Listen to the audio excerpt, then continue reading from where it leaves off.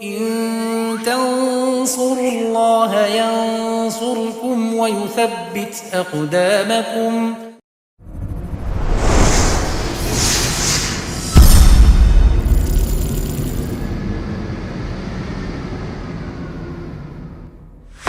Baik, pada tahun 8 Hijriah ini terjadi perang yang sangat hebat. Ini nampak awal dari kehebatan Khalid dalam pertempuran. Khalid bin Walid diutus dalam pasukan perang Mu'tah melawan orang-orang Romawi. Rasulullah SAW tatkala melepaskan para sahabat untuk berperang, jumlah mereka 3.000. Jumlah mereka 3.000. Kemudian mereka disuruh berperang ke negeri Syam. Kemudian Rasulullah SAW tidak seperti biasa. Biasanya Rasulullah SAW kalau mengirim Sariyah adalah pasukan yang Rasulullah kirim, Rasulullah tidak ikut. Kalau Ghazwa, Rasulullah SAW ikut, namanya Ghazwa. Kalau Sariyah, Rasulullah SAW tidak ikut dalam pasukan tersebut. Biasanya Rasulullah SAW kalau kirim Sariyah, pemimpinnya cuma satu, amirnya cuma satu, panglimanya cuma satu. Namun kali ini aneh, Rasulullah SAW langsung tunjuk 3 panglima. Kata Rasulullah SAW, menjadi panglima adalah Zaid bin Harithah. Kalau Zaid bin Harithah meninggal dunia, maka panglima diganti oleh Ja'far bin Abi Thalib. Kalau ternyata Ja'far meninggal dunia, maka Abdullah bin Rawaha yang akan menjadi pemimpin. Taib, kalau Abdullah bin Rawaha meninggal, Nabi tidak ngomong. Nabi cuma tunjuk berapa orang? 3 orang. Semua orang tahu yang paling jago siapa? Khalid. Kenapa Nabi tidak bilang Khalid kamu jadi pemimpin sejak awal? Kenapa? Karena Khalid lebih muda dari mereka dan baru saja masuk Islam. Nabi juga memperhatikan perasaan kaum muslimin. Kalau Khalid tahu Khalid kamu jadi saja, mungkin ada namanya manusia ya. Nabi ingin penunjukan itu secara aklamasi terjadi dengan sendirinya. Maka berangkatlah mereka dari kota Madinah 3.000 orang menuju Mu'tah. Mu'tah itu jaraknya dari Madinah 1.100 km. Jadi mau perang jalan dulu 1.100 km. Ada yang naik onta, ada yang jalan kaki, naik kuda 1.100 km. Kalau kita mungkin belum sampai sudah mati di luar di tengah jalan. 1.100 km ya, jauh. Yang ente lawan bukan orang Indonesia, yang pendek-pendek, orang Romawi, gede-gede, keren-keren, gagah-gagah. Ingat, negeri Syam dikuasai oleh Romawi. Romawi itu adalah negeri adidaya nomor 1. Romawi kemudian apa? Persia. Jadi mereka adalah negara yang sudah lama. Islam baru negara baru 8 tahun berdiri. Sementara Romawi, Persia mungkin sudah ratusan tahun, mungkin sudah ribuan tahun. Sudah lama mereka berdiri sebagai negara. Tentu jumlah pasukan mereka sudah sangat banyak, mungkin juta jumlah pasukan mereka di zaman tersebut. Karena mereka umur mereka sudah ratusan tahun. Islam baru 8 tahun. Tidak diduga ternyata sampai di sana mereka dihadapkan dengan sekitar 200.000 pasukan Romawi. 3.000 lawan 200.000. Satu banding berapa itu? 1 banding 70-an ya. 1 banding 70-an. Yang sangat tidak seimbang. Maka tatkala mereka dikagetkan dengan jumlah yang begitu banyak, sebagian mereka mengatakan bagaimana kalau kita bertanya dulu kepada Nabi, kita kirim surat kepada Rasulullah SAW, tunggu apa perintah Nabi SAW. Tapi itu pun butuh waktu yang lama, 100 kilo ya. Kalau ada WhatsApp dulu langsung WhatsApp ya, nggak ada. Terus kirim surat kuda dengan begitu cepat, entah berapa lama baru bisa balik lagi, sehingga sementara musuh di depan mata ya. Sehingga akhirnya Abdullah bin Rawaha radhiyallahu anhu menyemangati mereka dengan berkata, bukankah kita kesini untuk meraih ihdal husnayain? Kalau tidak menang, mati syahid. Akhirnya semangatnya para sahabat ya, karena memang tidak memungkinkan juga untuk menunggu pendapat Nabi SAW karena kondisi sudah sangat genting. Akhirnya mereka pun mati berperang yang sangat tidak berimbang, 3.000 lawan 200.000. Nabi SAW di Madinah mengumpulkan para sahabat.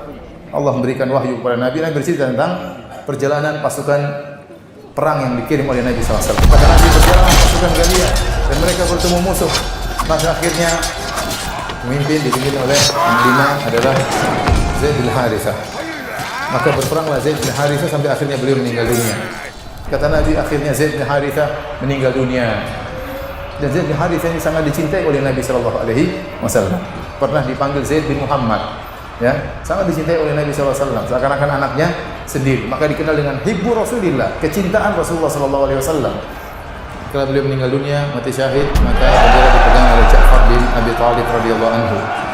Maka Ja'far bertempur dengan begitu hebatnya, ya, sampai Ja'far waktu tangannya terputus sebelah kanan, dia megang bendera dengan kiri. Waktu tangan kiri terputus, dia megang dengan kedua Abu Daidi. Dalam riwayat Nabi SAW mengatakan, Allah menggantikan kedua tangan Ja'far dengan janahain yatiru bihima fil jannah, dengan dua sayap yang Ja'far terbang dengan dua sayap tersebut di surga. Karena tangannya terpotong, dia pegang dengan kiri, bendera tersebut dipotong, akhirnya dia tangannya kedua-duanya terputus karena membela Allah Subhanahu wa taala. Tatkala beliau sudah meninggal dunia, ditemukan 80 bekas luka, bekas pedang, bekas panah, bekas tombak, semuanya di bagian depan, tidak ada satupun di bagian belakang. Yang ini menunjukkan dua hal. Pertama, Ja'far bin Abi Thalib tidak pernah mundur sedikit pun, tidak pernah balik belakang sedikit pun. Dia mukbil ghairu mudbir, maju tidak pernah mundur sama sekali. Yang kedua, bagaimana kuatnya para sahabat. Bayangkan, sudah tertusuk sana tusuk sini masih terus bertempur. Mungkin kalau kita baru satu tusukan langsung tewas. Ditemukan satu tusukan di tubuhnya. Ini 80 masih berarti luar biasa, tikam sana tikam sini masih terus bertempur, masih terus bertempur. Kemudian fa'akhadha raya Abdullah bin Rawaha. Kemudian bendera dipegang oleh Abdullah bin Rawaha. Abdullah bin Rawaha ingin bertempur, dia terdiam melihat hebatnya peperangan. Maka dia seperti maju atau tidak. Kemudian dia melanturkan syairnya untuk menyemangati dirinya sendiri. Di antaranya dia berkata, ya nafsu mali araki takrahinal jannah, wahai jiwaku, kenapa aku lihat engkau benci untuk masuk surga? Maka dia pun maju dan akhirnya bertempur dan akhirnya mati syahid radhiyallahu taala anhu. Maka meninggallah Abdullah bin Rawaha, doakanlah ampunan baginya. Fadarafat ainah, maka Nabi SAW menangis waktu menyampaikan kisah tersebut kepada para sahabat. Kemudian kata Nabi SAW, fa'akhadha rayah sayfun min suyufillah. Kemudian bendera diambil oleh pedang Allah. Tatkala itulah Nabi SAW menggelari Khalid dengan apa? Pedang Allah. Akhirnya Khalid pun mengambil bendera dan tidak ada yang protes sama sekali. Karena semuanya memang tahu Khalid yang paling jago sebenarnya dari awal peperangan. Tapi Rasulullah tidak menunjuk Khalid ibn Walid. Maka dia pun mengambil bendera tersebut.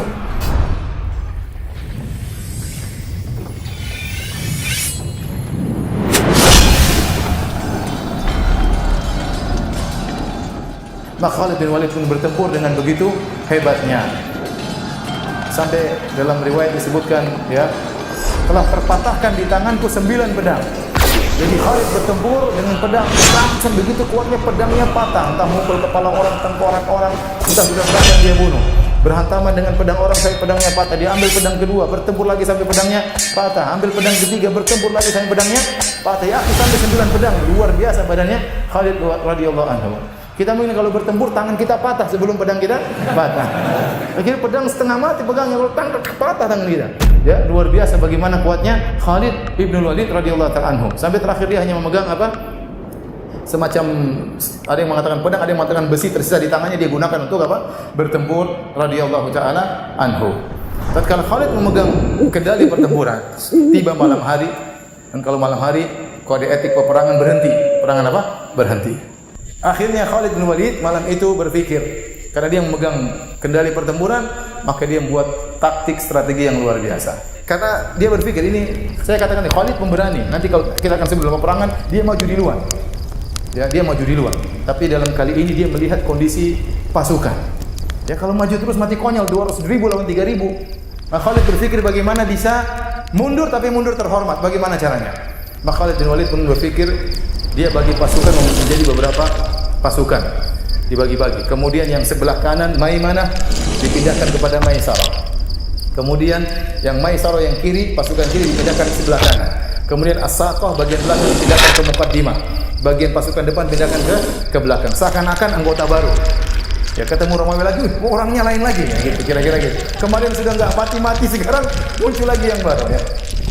Ini taktik Khalid. Kemudian Khalid membagi pasukan beberapa tahapan. Jadi satu dulu bertempur, tiba-tiba datang pasukan lain, seakan-akan datang bantuan. Seakan-akan bantuan. Kemudian datang lagi berikutnya, seakan-akan datang bantuan. Kemudian ada kuda yang berputar-putar di belakang untuk menghambur-hamburkan debu sambil bertakbir, Allahu Akbar, Allahu Akbar. Enggak ada bantuan yang datang.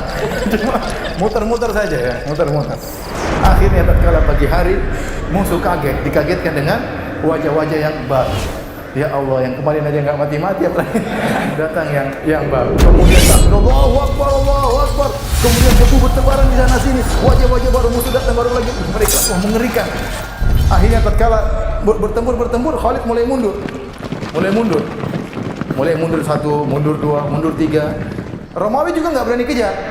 Ini kejar nanti tiba-tiba di sana banyak musuh. Jadi seandainya kalau mereka tahu kabur, mereka akan dikejar dan itu bahaya. Tatkala mereka mundur dan Romawi juga tidak berani mengejar karena mereka khawatir siapa tahu benar-benar ada pasukan yang banyak. Akhirnya mereka terdiam tidak mengejar dan akhirnya Khalid pun mundur dengan pasukannya balik ke kota Madinah dan dia telah menyelamatkan kaum muslimin. Dari sisi ini kaum muslimin menang karena jumlah yang tewas dari Romawi jauh lebih banyak daripada kaum muslimin. Jumlah yang tewas dari mereka jauh lebih banyak. Maka Allah Subhanahu wa taala memenangkan pasukan tersebut melalui Khalid ibn Walid radhiyallahu taala anhu.